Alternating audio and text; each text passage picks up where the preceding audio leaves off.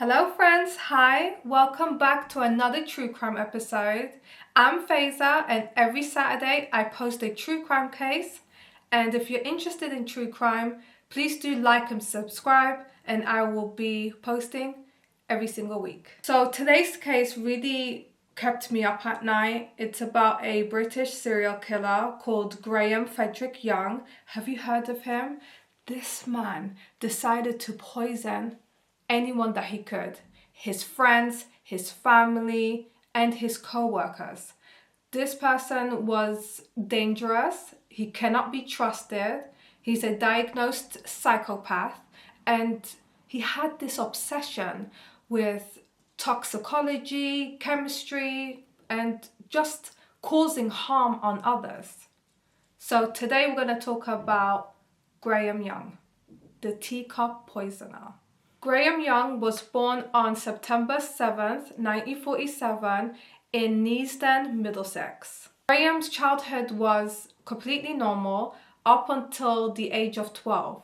His parents decided to divorce and he took that really hard. So when his dad introduced his stepmom to him, her name was Molly, he was not okay with that. And his mother also remarried. So a lot of change was happening. He wasn't okay with it. He just wasn't the same ever again. Graham felt a lot of isolation growing up. He just didn't fit in. He was quite introverted and he really liked keeping himself to himself, which is okay to be an introvert, you know. He wasn't like a social butterfly, which is fine, but he was using this time to study more about toxicology, different poisons. He was studying different plants. He was going to use his knowledge for evil later on in his adult years. At the age of 15, Graham has poisoned his stepmother to death. In 1962, he gave his stepmother a poisoned tea laced with alimony. So Graham denied, however, his father did find large memorabilia on Nazi Germany, Adolf Hitler, different poisons. Graham also had a diary where he would write down all the poisons, who he would poison, and how often he would poison them, dates, times, locations. And because of all of this evidence, he was charged with manslaughter at the age of 15. He was sent to Broadmoor Psychiatric Hospital, where it housed the most dangerous criminals, and the list is quite extensive. Graham was sentenced to 5 years at Broadmoor Psychiatric Hospital. By the time he was 20 years old, he was released. But during the time in Broadmoor, psychologists have diagnosed him with psychopathic tendencies, and they said that he is a danger to society. He will reoffend again. Despite his past, Graham found a job at a chemical company. You can see where this is going. He found a job in a chemical company in Bovington, Hertfordshire. So you must be thinking how he got this job. He basically lied, saying that he didn't work for many years due to the fact that his stepmother died in a car accident and he suffered from a nervous breakdown because of it. And he was just trying to heal and recuperate. And that's the reason for not having any references and so on. This chemical company didn't do a background check, and they really should have, because they are dealing with a serial killer, you know? And this person has a compulsion, like he's obsessed with poisoning others and he just can't help himself. So working at this chemical company, he had access to so many different poisons, like alimony, thallium, and so on. And he literally takes advantage. So Graham is back in society and he wasted no time, and he already started poisoning his co-workers and acquaintances. He used various different toxic substances like thallium, which is a highly toxic metal, and it's very difficult to detect. Victims included his manager, Michael Eagle, that became sick in June of 1971. He started dosing Michael's tea with thallium. he was doing small doses, and then after a while he grew impatient and he threw in a large dose, which ultimately led him to become very sick. And his symptoms were vomiting, stomach cramps, difficulty breathing. His legs and arms felt tingly and numb. He couldn't even see anything anymore. Graham was on a rampage. He was tampering with people's food and drink, and he would do that whilst everybody was busy and not looking around. And he would just poison whoever he felt like poisoning. So back to Michael. He was hospitalized at St. Albans Hospital. It was too late. Michael died from his injuries. As the hospital was trying to treat Michael, it was too late. The poison reached his bones, his brain, his bloodstream. It was everywhere. And he ultimately died on July 7th, 1971. So now that Graham has killed his manager, Michael, Graham had his sight on Diane and Ron Hewitt. Graham didn't want to make it obvious that he was poisoning people at the workplace, so he decided to put small doses of alimony in Diane and Ron's tea. Little bit, ever so often, just enough to get them sick so he could stand and watch them suffer, because like I said before, he has psychopathic tendencies. That is what he's diagnosed with, and he just wanted to see them suffer. It gave him some sort of gratification. I mean, I'm not a psychopath. I don't know what he's gaining from all of this, but choices were made and he chose wrong. He would say he would poison Diane only when she annoys him. And I'm gonna read a quote that he wrote in his diary, and it's chilling. Diana irritated me yesterday, so I packed her off home with an attack of sickness. I only gave her something to shake her up.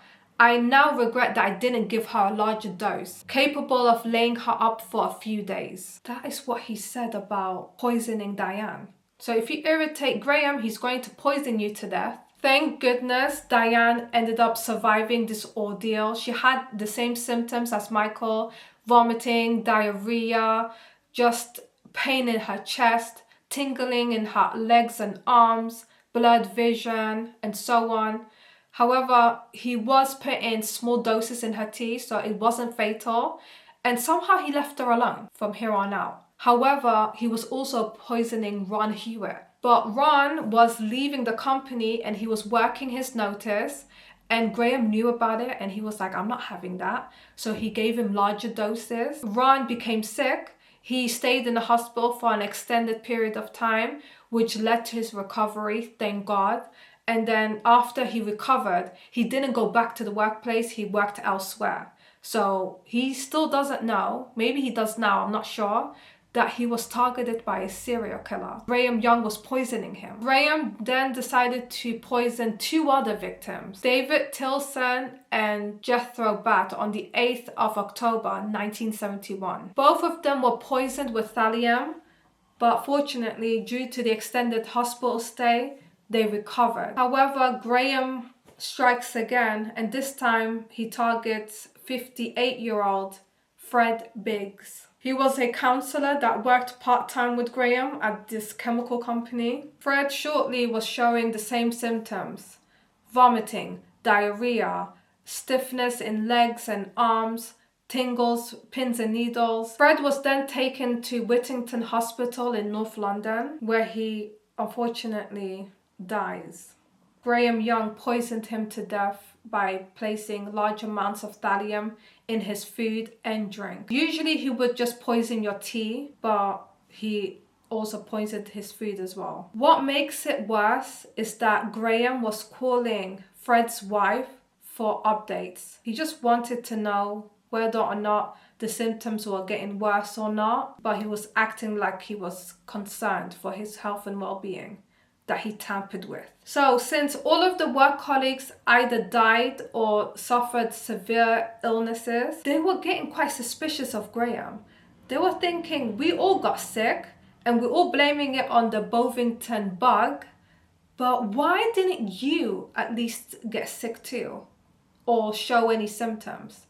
So Diane Smart really became suspicious and whistleblowed him. And when one of the colleagues became seriously ill, They decided to get tested, and that's when they found out they were poisoned with alimony and thallium. This became an investigation at a broader scale, and all the fingers were pointing at Graham Young. Eventually, Graham was apprehended by police, and they have gathered enough evidence against him because this Graham guy decided to write everything down in his diary. He wrote names, dates, the amount of poisons he placed in their teas and in their lunches and so on.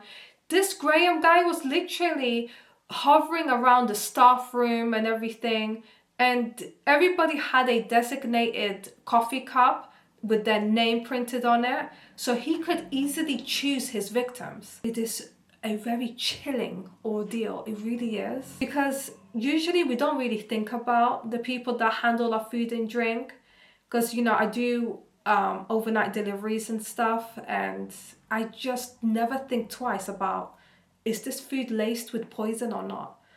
Or when I go out there and grab a coffee at Starbucks or whatever, we just don't really think about these things. Anyway, back to the story. Authorities found Graham's diaries, which detailed everything like I've just mentioned. So when investigators asked him, why would you poison your friends, your family, your co-workers? Why would you do this? And Graham basically responded by saying, I don't really see them as people.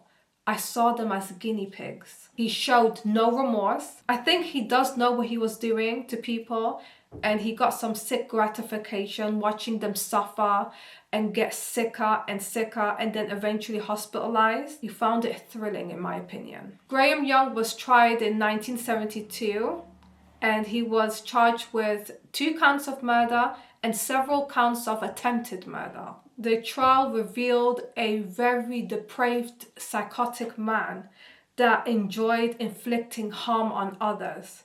He's a danger to society. He will poison you for no apparent reason at all, and he cannot be trusted, obviously. He showed no remorse, and he was sentenced to life in prison without the possibility of parole. He's serving a whole life tariff at Parkhurst Prison. While in prison, Graham was showing troubling behavior with his inmates. He was behaving quite odd.